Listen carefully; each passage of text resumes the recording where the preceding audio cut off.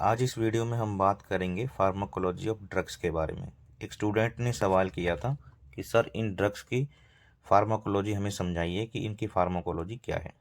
तो बात करते हैं उन ड्रग्स के बारे में जिनके बारे में उन्होंने पूछा था। तो फर्स्ट ड्रग जो उन्होंने पूछी थी थायोपेंटिन है कि सर थायोपेंटिन का फार्माकोलॉजिकल एक्शन क्या है, और इसको अगर क्वेश्चन के तौर पे एग्ज़ाम में पूछा जाए तो उसका आंसर हम किस प्रकार से लिखेंगे, हम किस तरह से उस आंसर को राइट करें ताकि हमें उसके अच्छे मार्क्स मिल सकें। किसी भी ड्रग्स के फार्माकोलॉजी एक्शन के बारे में आपको बताने के लिए कुछ जो मेन पॉइंट्स होते हैं उनके बारे में याद रखना होता है कि वो ड्रग्स क्या करती है, उसका एक्शन क्या है।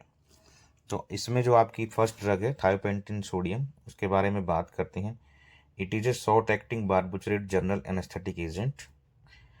इसके एडवांटेज क्या है? It is ultra short acting, यानी कि बहुत शॉर्ट एक्टिंग मेडिसिन है, रैपिड इंडक्शन है, रैपिड रिकवरी है, non irritant to air passes, यानी कि आपके एयर पासेस को इरिटेट भी नहीं करता है। डज नॉट कॉज सिक्रीशंस, आपके गले के अंदर सिक्रीशंस के प्रमोशंस को नहीं बढ़ा करता है, यानी कि सिक्रीशन नहीं बढ़ाता है। डिसएडवांटेज क्या है? It is a poor analgesic, it is a weak muscle relaxant. देखिए, इसके एडवांटेज है कि बहुत शॉर्ट एक्टिंग है, रैपिड रिकवरी है, रैपिड इंडक्शन है, बट लेकिन इसकी जो डिसएडवांटेज है उसमें क्या है कि ये पुअर एनाल्जेसिक इफेक्ट देता है और जो है वीक मसल रिलैक्सेंट है, यानी कि एट्रा और वैक और न्यूक्लिन की तरह प्रॉपर मसल रिलैक्सेंट नहीं है। एक इंडक्शन एजेंट के तौर पर एक काम करता है और फर्स्ट पहले 1900 शायद 34 के आसपास इसको यूज किया जाता था, मतलब डिस्कवर किया गया था, तब से इसको प्रैक्टिकल में बहुत ज़्यादा यूज किया गया।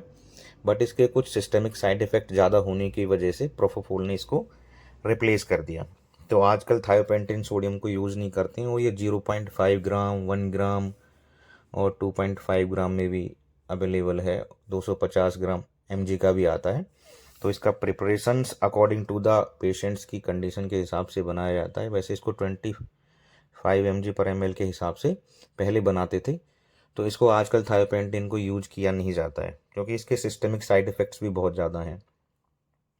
तो थायोपेंटिन को रिप्लेस कर दिया है प्रोपोफोल ने। तो आप इसके बारे में इस तरह से लिखिए, पहले उसकी प्रॉपर्टी बताइए कि it is ultra short acting या बारबिटरेट एनेस्थेटिक एजेंट, फिर उसके एडवांटेज का एक कॉलम बनाइए, फिर उसके नीचे एडवांटेज लिखिए और फिर उसके डिसएडवांटेज लिखिए। तो इससे आपको बेनिफिट होगा क्योंकि एग्जामिनर आपके मेन पॉइंट्स को ही पढ़ेगा। थर्ड आता है it may cause respiratory depression and hypotension. Fourth है it may cause laryngospasm. And fifth है large dose are required for induction. And six is a may cause tissue necrosis of extravasation, यानी कि leakage of blood, यानी कि आपके tissue के आसपास blood का क्लॉट इकट्ठा होना शुरू हो जाना। और यूज हैं इसके induction of anaesthesia. And second है it can be use for short procedures. इसके कॉन्ट्राइंडिकेशंस आपको कौन कौन से ध्यान रखनी है? रेस्पिरेटरी डिजीज़ में आपको ध्यान रखना है कि आपके पेशेंट्स को रेस्पिरेटरी डिजीज़ कोई है तो नहीं, अस्थमा, सीओपीडी, ट्यूबरकुलोसिस या कोई लंग्स ट्यूमर या अदर कोई प्रॉब्लम। ठीक है। डोज है 3 to 7 mg पर kg बॉडी वेट। आप इसका डाइल्यूशन किस प्रकार से बनाते हैं? ये आता है पाउडर फॉर्म में और आप इसको डाइल्यूट करते हो NS के साथ, जितनी भी आपको डोज चाहिए होती है और अकॉर्डिंग टू योर एनेस्थेटिक, यानी कि जो भी डोज आपको प्रिपेयर करनी है आपका एनेस्थेटिक आपको बता देता है कि इतने mg पर ml इसको बनाना है। तो उसी हिसाब से आप इसकी वाइल चूज करते हो, 250 mg की लेनी है, 1 ग्राम की लेनी है या 2 ग्राम की या 2.5 ग्राम की आपको वाइल लेनी है, उसी के हिसाब से आपको डोज को बनाना है। नेक्स्ट जो आपकी ड्रग है उसका नाम है केटामिन। उसके बारे में बात करेंगे। केटामिन क्या है? केटामिन एक डिसोसिएटिव एनेस्थीसिया है और इसको 1962 में डिस्कवर किया गया था और ह्यूमंस पे इसको 1965 में यूज किया गया था। 1962 के बाद ह्यूमन ट्रायल इसका 1965 में यूज हुआ था। ठीक है। और ये इसका वन सेट एक्शन जो है 30 से 60 सेकंड का होता है और पेशेंट्स को काफ़ी अस्थमेटिक पेशेंट के लिए काफ़ी अच्छा होता है यूज़ करना। ये सेफ ड्रग होती है, बट उसके भी कुछ साइड इफ़ेक्ट होते हैं। हेलोजिनेशंस होता है आप अगर आप एक्स्ट्रा डोज में दे देती हैं। तो इसको भी यूज़ करते वक्त कुछ आपको प्रिकॉशंस रखने हैं, और इसको आपको किस तरह से राइट करना है वो भी मैं आपको बताता हूँ। हर पॉइंट्स को आप अगर तरीके से लिखेंगे तो आपको एक्स्ट्रा मार्क्स ज़रूर मिलते हैं, आपके मार्क्स नहीं कटते हैं एग्ज़ाम में। तो केटामिन क्या है, केटामिन के बारे में पढ़ते हैं।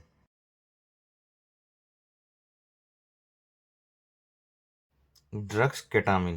It is known to induce dissociative anesthesia, which means to profound analysis, यानी कि ये एनाल्जेसिक इफेक्ट भी प्रोड्यूस करता है और एनेस्थेटिक एजेंट्स का काम भी करता है। ठीक है। Feeling of dissociation from the own body. Third is immobility. Fourth is amnesia and fifth is light sleep. इसके एडवांटेज क्या है? Rapid action. Second is non respiratory depressions, asthmatic patients के लिए बहुत अच्छा है, रेस्पिरेटरी डिप्रेशन नहीं करता। Third, it is a good for repeated use, आप इसको बार बार भी यूज कर सकते हैं। Fourth is it is good for hypovolaemic patients. And hypovolemic patients कैसे होते हैं? जिनको vomiting, diarrhoea, excessive fluid loss होने की वजह से कोई भी लाइफ थ्रेटनिंग कंडीशन पहुंच गई है, यानी कि उनका बीपी बहुत कम हो गया है, ऐसे मरीज में आप इसको यूज कर सकते हैं। और इसके डिसएडवांटेज क्या है? टैकीकार्डिया, इसको ज़्यादा मात्रा में देने से या केटामिन यूज करने से टैकीकार्डिया होता है। सेकंड, हाइपरटेंशन होती है।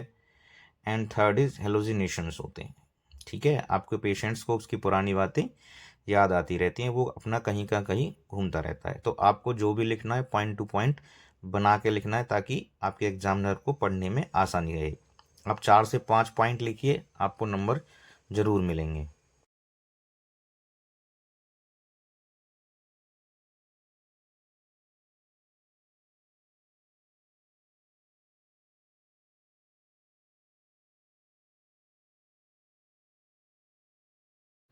हमारी जो नेक्स्ट ड्रग है उसका नाम है मैनिटोल। मैनिटोल कहाँ पे यूज किया जाता है? मैनिटोल हम ज़्यादातर ब्रेन सर्जरी में यूज करते हैं। जब हमारे स्कल के अंदर इंट्राक्रेनियल प्रेशर बढ़ जाता है, वहाँ पर मैनिटोल को मेनली यूज किया जाता है। इंट्राक्रेनियल प्रेशर रिड्यूस करने के लिए मैनिटोल को यूज करते हैं। वास्तव में मैनिटोल होता क्या है? मैनिटोल क्यों यूज करना पड़ता है? इसका मतलब क्या होता है? मैनिटोल जो होता है ये आपका ना ऑस्मोटिक डाययूरेटिक एजेंट होता है। ऑस्मोटिक डाययूरेटिक एजेंट क्या मतलब है? कि ये reabsorption of water of sodium इसको बढ़ा देता है, reabsorption of water of sodium को। ठीक है, ये ऑस्मोटिक डाययूरेटिक एजेंट है। First, increase intracranial pressure. Indication क्या है इसके यूज़ करने की? इंक्रीज इंट्राक्रेनियल प्रेशर, यानी कि आपका इंट्राक्रेनियल प्रेशर, स्किल का प्रेशर बढ़ा हुआ हो ब्रेन के अंदर। सेकंड, एंटीडोट ऑफ बारबुचरेट ड्रग, ये बारबुचरेट ड्रग का एंटीडोट भी है। इसकी डोज का है 50 to 200 ml फॉर 24 आवर्स में इसको यूज करते हैं। इसका साइड इफ़ेक्ट क्या है? पल्मोनरी कंजंशन इसमें यूज किया जाता है, urinary retention, hypotension, angina, urticaria, इन सब चीज़ों में इसके साइड इफ़ेक्ट्स जो हैं ये आपको लिखे हुए हैं। प्रिकॉशंस क्या क्या हैं? इसको यूज करते वक्त आपको कौन कौन सी सावधानियां बरतनी हैं? डू नॉट गिव सबक्यूटेनियसली, आपको इसको सबक्यूटेनियसली बिल्कुल नहीं देना है। मॉनिटर द पेशेंट्स वाइटल्स, आपके पेशेंट के वाइटल्स को आपको मॉनिटर करना है, क्योंकि इससे हाइपोटेंशन होने के चांस बहुत ज़्यादा होते हैं। जब आप ब्रेन सर्जरी कर रहे होते हैं तो जब इंट्राक्रेनियल प्रेशर बढ़ता है तो ब्लड प्रेशर भी बढ़ जाता है। उसको रिड्यूस करने के लिए, इंट्राक्रेनियल प्रेशर को रिड्यूस करने के लिए आप देते हैं, वहाँ पे आपका बीपी भी कम होता है और आपका इंट्राक्रेनियल प्रेशर भी रिड्यूस होता है। तो ब्रेन सर्जरीज में इसको मोस्टली यूज किया जाता है, या ब्रेन इंजरीज वगैरह हो जाती हैं, कोई भी इंजरी स्कल के अंदर हुई हो, उसमें जब इंट्राक्रेनियल प्रेशर इंक्रीज हो जाता है तो वहाँ पे आपके मैनिटोल को यूज किया जाता है। नेक्स्ट आपकी जो ड्रग है उसका नाम है डोपामिन। डोपामिन के बारे में बात करते हैं कि डोपामिन कहाँ कहाँ पे यूज़ किया जाता है, और डोपामिन का एडवर्स इफ़ेक्ट क्या है और साइड इफ़ेक्ट क्या है, डोपामिन के फ़ायदे क्या क्या हैं, और डोपामिन किन किन पेशेंट्स में यूज़ करना चाहिए और किन पेशेंट्स के अंदर डोपामिन को यूज़ नहीं करना चाहिए। वैसे मैं पहले एक वीडियो बना के डोपामिन के बारे में डाल चुका हूँ, लेकिन फिर भी मैं आपको फार्माकोलॉजिकल एक्शन में डोपामिन ड्रग के बारे में बता रहा हूँ, क्योंकि इसके बारे में एक स्टूडेंट के द्वारा पूछा गया था कि सर हम किस तरह से लिखेंगे डोपामिन के बारे में, कि डोपामिन क्या है। Dopamine it is an adrenergic alpha and beta agonist, यानी कि ये एक एड्रेनर्जिक ड्रग्स कौन सी होती है, अल्फ़ा 1, अल्फ़ा 2, अल्फ़ा 3, इन सारे जो रिसेप्टर्स पे काम करती है ये डोपामिन होता है। इसका एक्शन क्या है, आइनोट्रोपिक। आइनोट्रोपिक का मतलब क्या होता है, increase and decrease muscular contraction. ऐसी दवाइयाँ जो आपके मस्कुलर कॉन्ट्रैक्शन को इंक्रीज और डिक्रीज करती रहती है, वैसो कंट्रैक्शन का काम करती हैं। ठीक है, शॉक वाले पेशेंट्स को यूज़ कर सकते हैं, कंजस्टिव हार्ट फेलियर डिजीज़ वाले पेशेंट्स को आप इसे यूज़ कर सकते हैं। ठीक है, ओलिगोरिया। ओलिगोरिया का मतलब होता है कि लो यूरिन आउटपुट। ठीक है, इसका मीनिंग है low urine output. Chronic renal failure patients के लिए आप इसे यूज कर सकते हैं। इसके एडवर्स इफेक्ट क्या हैं, वोमिटिंग एंड नोजिया, एंजाइना, अर्दमियाज, ये इसके एडवर्स साइड इफेक्ट हैं। इसकी डोज क्या है, 2.5 से 10 mcg पर kg पर मिनट।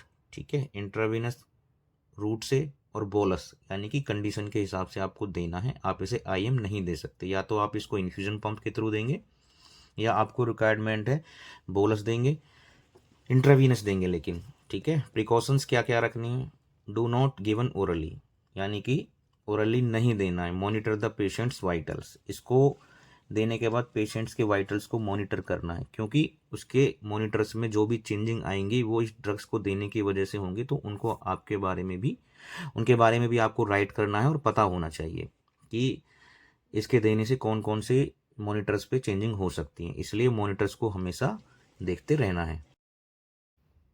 डोपामिन के यूज करने के बाद ब्लड प्रेशर को देखना ज़रूरी होता है, क्योंकि ये आपके ब्लड प्रेशर को रिड्यूस करता है।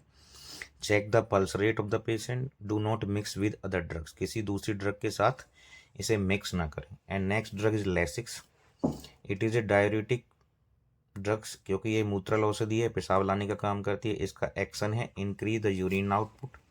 Second is the promote reabsorption of sodium and chlorides in the, जहाँ पे आपका रीएब्जॉर्प्शन होता है, डक्ट ऑफ हेनलिस लूप होती है जहाँ पे आपके रीएब्जॉर्प्शन का काम होता है। And third is the acts after 30 minutes when you are given orally, जब आप इसको ओरली देते हो तो 30 से 40 मिनट के अंदर अपना काम करना शुरू कर देती है। फोर्थ है produce quick action from when given IV, इसका क्विक इफेक्ट आता है अगर आप इसको इंट्रावीनसली देते हैं। इसको कहाँ कहाँ पे यूज़ किया जाता है, severe oedema and pulmonary oedema, cerebral oedema and acute left ventricular failure. देखिए से इसमें आपको बताया गया है severe oedema, pulmonary oedema, cerebral oedema, ये क्या होता है। सेरिब्रल एडिमा जो होता है वो ब्रेन स्वेलिंग होती है एक्सेसिव फ्लूइड होने की वजह से। पल्मोनरी एडिमा होता है लंग्स के अंदर एक्सेसिव फ्लूइड हो जाने की वजह से। ये सब एक्सेसिव फ्लूइड होने की वजह से जहाँ पे एडिमा होते हैं ये वो कंडीशन होती है। तो इन सब बीमारियों को ट्रीट करने के लिए, वहाँ से फ्लूइड को निकालने के लिए आप क्या करते हैं, लेसिक्स का यूज करते हैं। लेसिक्स के अंदर फ्यूरासिमाइड नाम का साल्ट होता है जो इस प्रॉब्लम को रिड्यूस करने के लिए आप लोग यूज करते हैं। Lasix also use barbiturate poisoning, adverse effect is hypokalaemia, hyponatraemia, hypochloraemia, ये सब इसके एडवर्स इफेक्ट होते हैं। हाइपोक्लोरीमिया सीरम क्लोराइड की एबनॉर्मलिटीज़ हो जाना, ये है। हाइपोकैलीमिया भी आपको मैं बता चुका हूँ, हाइपोनेट्रिया में भी बता चुका हूँ। हाइपोटेंशन भी होती है इसकी वजह से। डोज है इनकी हाइपोटेंशन में 40 to 80 mg, रूट है ओरल और IV। प्रिकॉशंस रखनी है, हाइपोटेंशन को ध्यान रखना है, डिहाइड्रेशन का ध्यान रखना है, मॉनिटर पेशेंट वाइटल साइंस। इन सब ड्रग्स को यूज करने के बाद आपको पेशेंट्स के वाइटल साइंस को ज़रूर मॉनिटर करना है, क्योंकि आप फ्लूइड को निकालने के लिए इस ड्रग को यूज कर रहे हैं। एक्सेसिव अगर फ्लूइड निकल जाता है तो उसका भी आपको काउंटिंग का ध्यान रखना है। पेशेंट्स को हाइपरटेंशन है उसको भी आपको कम करने के लिए आपने इसको दिया है, तो आपको ध्यान रखना है कि पेशेंट को कहीं हाइपरटेंशन रिड्यूस करने के लिए आपने किसी भी पेशेंट को इसको दिया है, तो आपको ध्यान रखना है कि कहीं उसको हाइपोटेंशन तो नहीं हो गया है, डिहाइड्रेटेड तो नहीं हो गया है आपका पेशेंट। तो इन सारी चीज़ों को आपको लेसिक्स को यूज करते वक्त याद रखना है। हमारी जो नेक्स्ट ड्रग है उसका नाम है डिजॉक्सिन। डिजॉक्सिन हम कहाँ पे यूज़ करते हैं? कार्डियोजेनिक शॉक वाले पेशेंट्स को हम यूज़ करते हैं, और इस ड्रग्स को किस किस कंडीशन में यूज़ किया जाता है उसके बारे में भी पढ़ेंगे। डिजॉक्सिन जो है क्या है? It is A cardiac glucoside derivative from digitalis. ये डिजिटैलिस से प्राप्त किया जाता है। इसका एक्शन क्या है? आइनोट्रोपिक है। आइनोट्रोपिक का मीनिंग होता है increase and decrease the muscles contractions, increase force of myocardial contraction. ये मायोकार्डियल फोर्स को भी बढ़ाती है। ये hyperpolarisation, change in cell membrane, ठीक है, वहाँ पे भी एक्शन करती है। Store calcium in cardiac cells के अंदर कैल्शियम के स्टोरेज को भी बढ़ाती है। यूज क्या है इसके? वीक पल्स में यूज़ करते हैं। आर्टियल फ्लैटर में भी यूज इसको किया जाता है।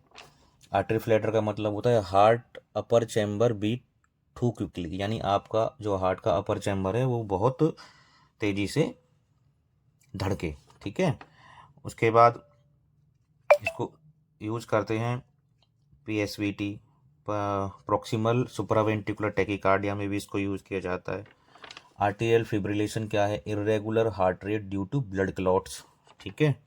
उसके बाद इसकी आती है एडवर्स इफेक्ट। इसके एडवर्स इफेक्ट्स क्या है? इसका एडवर्स इफेक्ट है साइनस ब्रेडिकार्डिया। अब ये साइनस ब्रेडिकार्डिया क्या होता है? जब आपकी heart rate 60 beat per minute से नीचे चली जाती है तो उसको साइनस ब्रेडिकार्डिया कहते हैं। ऐसे नोड ब्लॉक हो जाती है, उस कंडीशन में भी इसका ये एडवर्स इफेक्ट है। VF वेंट्रिकुलर फिब्रिलेशन, आपकी इनएडिक्वेट हार्ट रेट होती है वो वेंट्रिकुलर फिब्रिलेशन मानी जाती है। प्रॉक्सिमल आर्टीरियल टैकीकार्डिया, एटीरियल टैकीकार्डिया क्या होता है? प्रॉक्सिमल एटीरियल टैकीकार्डिया का मतलब है कि heart is beating too fast, यानी आपका हार्ट जो है बहुत तेजी से धड़क रहा हो। नोजिया, वोमिटिंग, डायरिया, हेडेक्स, ये सब इसके एडवर्स इफेक्ट यानी कि साइड इफेक्ट्स हैं। जब आप डिजॉक्सिन यूज़ करते हो तो आपको ये साइड इफेक्ट्स पेशेंट में देखने को मिल सकते हैं। Next side effect of digoxin is abdominal pain, fatigue, restlessness, skin rashes, severe bradycardia. इसके रूट, ओरल एंड आईवी दोनों तरीके से यूज कर सकते हैं। डोज इसकी ओरल है 0.75 to 1.5 mg per day, IV है 0.5 to 7 mg per day. Precautions क्या क्या ध्यान रखने हैं? रीनल पेशेंट्स का ध्यान रखना है कि आपके पेशेंट को कोई रीनल डिजीज तो नहीं है। हेपेटिक डिजीज, लीवर से संबंधित उसको कोई प्रॉब्लम तो नहीं है। हाइपोथायराइडिज्म या हाइपरथायराइडिज्म, यानी कि आप उसको थायराइड से रिलेटेड तो कोई प्रॉब्लम नहीं है। हाइपोकैलेमिया भी वॉच करना है, उसका मॉनिटर करना है पेशेंट्स का बीपी, और उसके पल्स को भी रेगुलरली मॉनिटर करना है। इन सारी चीज़ों को आपको पेशेंट्स को डिजॉक्सिन देने से पहले इन सभी चीज़ों के बारे में आपको पता कर लेना है। पेशेंट की हिस्ट्री को अच्छी तरीके से लेना है। इसी तरह से नेक्स्ट वीडियो में अदर्स जो ड्रग हैं उनकी फार्माकोलॉजी के बारे में आपको बताऊंगा। लेकिन ये अभी किसी स्टूडेंट का क्वेश्चन आया था तो मैंने इन दवाइयों की फार्माकोलॉजी के बारे में लिखा है, और आपको इसी तरीके से इसका आंसर देना है पूरे पॉइंट टू पॉइंट बना के, ताकि आपके एग्जामिनर को आपके क्वेश्चन को